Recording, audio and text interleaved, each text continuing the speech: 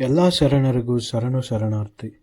September 3ನೇ ವಾರದ ಸುದ್ದಿಗಳಿಗೆ ಸ್ವಾಗತ. ಜಾತಿ ಗಣತಿ ವರದಿಯ ಕುರಿತು ತೀವ್ರ ಚರ್ಚೆಗೊಳಗಾಯಿತು. ಕ್ರೈಸ್ತ ಧರ್ಮಕ್ಕೆ ಹಿಂದೂ ಉಪಜಾತಿಗಳನ್ನು ಸೇರ್ಪಡೆ ಪ್ರಶ್ನಿಸಿ ರಾಜ್ಯಪಾಲರು ಮುಖ್ಯಮಂತ್ರಿಗಳಿಗೆ ಪತ್ರ ಬರೆದರು ಮತ್ತು ಸಮೂಹದ ಹಲವು ಮುಖಂಡರು ಜಾತಿ ಗಣತಿ ಪಟ್ಟಿಯಲ್ಲಿ ತಮ್ಮ ಜಾತಿಯನ್ನು ಸರಿಯಾಗಿ ನಮೂದಿಸಬೇಕೆಂದು ಆಗ್ರಹಿಸಿದರು. ಮಹದೇವಪುರ ಮತ್ತು ಆಳಂದ ಕ್ಷೇತ್ರಗಳಲ್ಲಿ ನಡೆದ ಮತಗಳ್ಳತನ ಪ್ರಕರಣಗಳ ತನಿಖೆಗೆ ಸರ್ಕಾರವು ವಿಶೇಷ ತನಿಖಾ ತಂಡ ರಚನೆ ಮಾಡಿ ಆದೇಶ ಹೊರಡಿಸಿತು.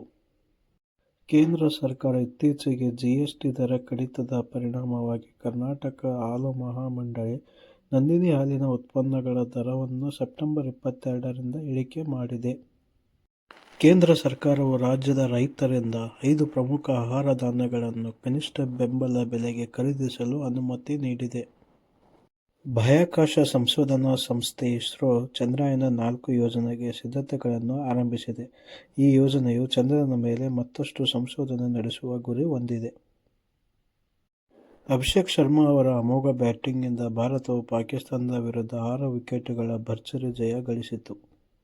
ನಿಫ್ಟಿ 50 0.85% 213.6 ಅಂಕ ಮೇಲೆ ಹೋಗಿ 25,327ರಲ್ಲಿ ಕೊನೆಗೊಂಡಿತು.